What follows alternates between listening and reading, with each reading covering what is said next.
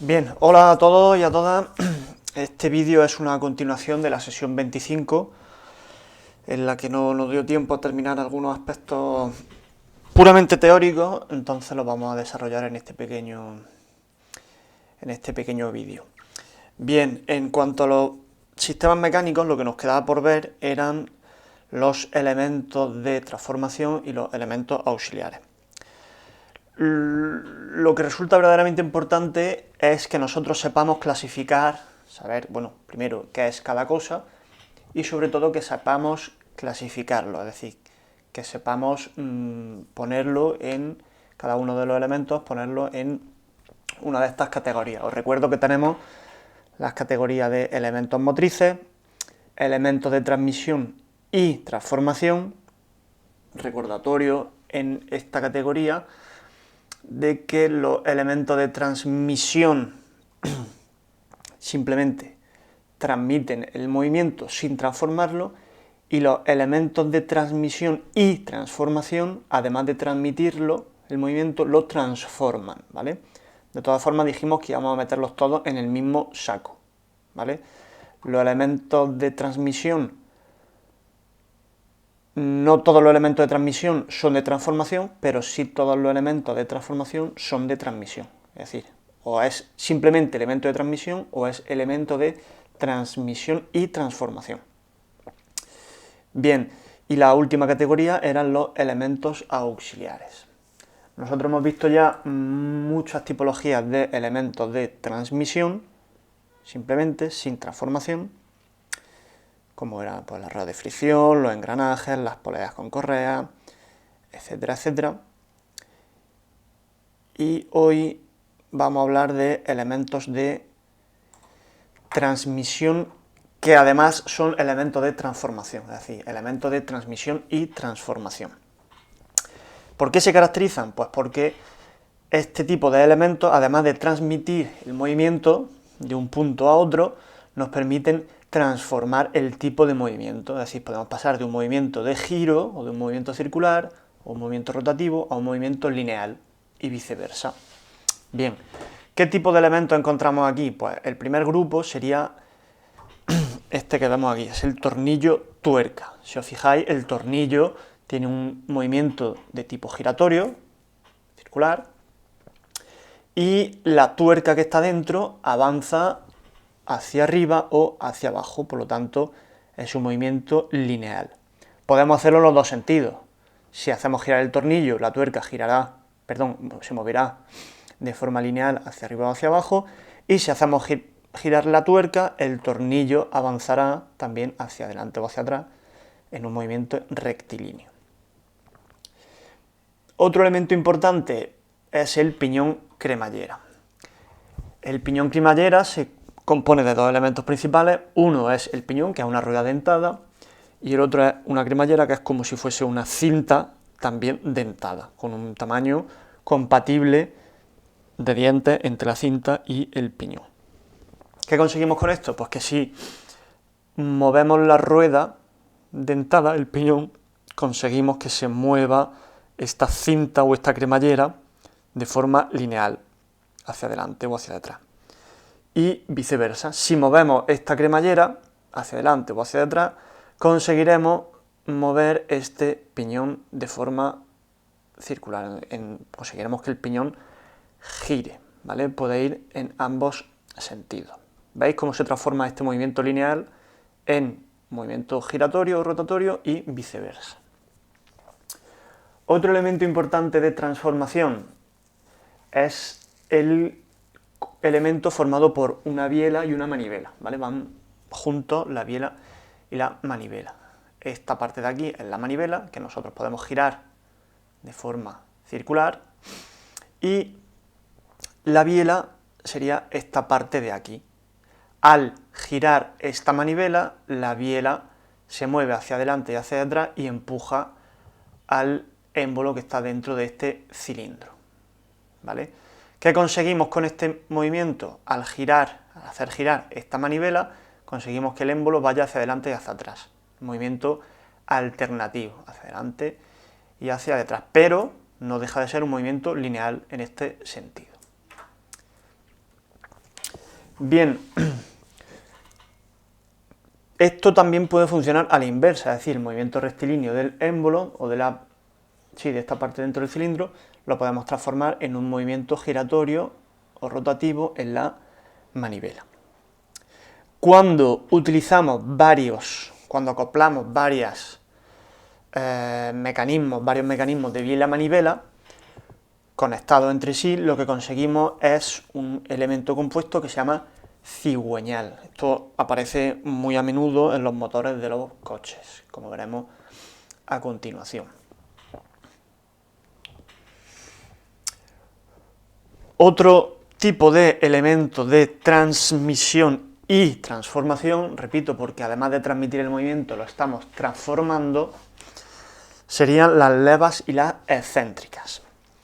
Las levas serían algo parecido a esto que vemos aquí, consisten en piezas que van a tener un movimiento giratorio, bueno, en este sentido, por ejemplo, pero que tienen una sección que no es regular, ¿vale? Su eje, por ejemplo, estaría aquí, pero veis que no es un círculo perfecto, sino que tiene aquí una forma como de un ovoide. Bien, ¿con esto qué se consigue? Pues que a la hora de girar, si giramos esta pieza de aquí, cuando llega a la parte más ancha, va a empujar a este seguidor, se llama, lo va a empujar, que va equipado de un muelle, lo va a empujar hacia arriba. Por lo tanto, esta pieza de aquí se va a mover de forma lineal hacia arriba y hacia abajo, en función de la sección de esta pieza, de esta leva. Nosotros al girarlo vamos a aplicarle más o menos fuerza, porque esta pieza de aquí no es un círculo perfecto. Si esto fuera un círculo perfecto y el eje de giro estuviese en el centro, no se movería hacia arriba o hacia abajo, ¿vale? Con este tipo de piezas conseguimos transformar un movimiento giratorio o rotativo en un movimiento lineal, pero, muy importante, no pasa como, al igual que en las piezas anteriores o en los elementos anteriores, en los que se podía también en el otro sentido, es decir, podíamos pasar antes de un movimiento lineal a un giratorio. En este caso, con las levas y las excéntricas, solo podemos pasar de movimiento giratorio a movimiento lineal, pero no podemos hacer al revés. Y las excéntricas, que son muy similares, en este caso son piezas, en este caso sí son completamente circulares, pero el eje de giro lo hacemos que gire respecto a un punto que no está en su centro geométrico, no está en su centro de gravedad.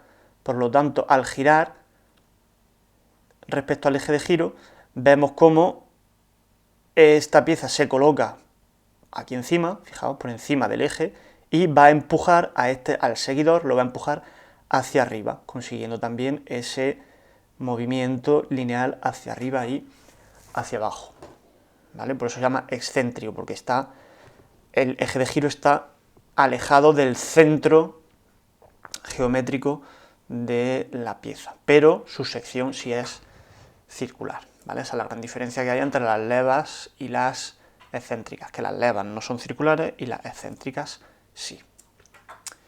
Bien, esto sería en cuanto a los elementos de transmisión y transformación, ¿vale? ¿Qué tenemos que saber? Tenemos que saber clasificarlos y tenemos que saber más o menos en qué consiste cada uno.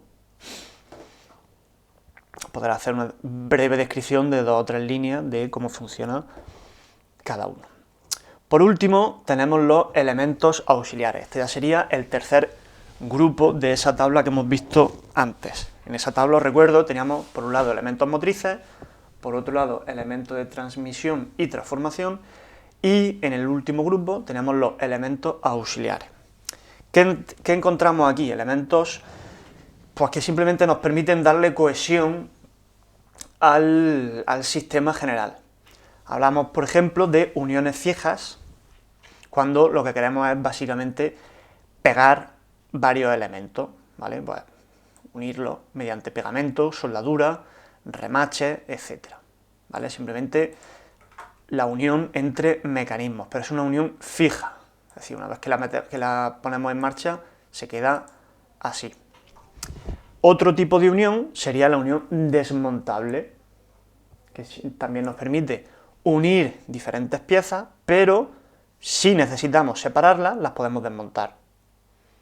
¿Vale? Suelen utilizarse pues elementos que suelen tener rosca, como los tornillos o los pernos. Nos permite desmontarlo, por ejemplo, para limpiarlo o para transportarlo, si en algún momento lo necesitamos.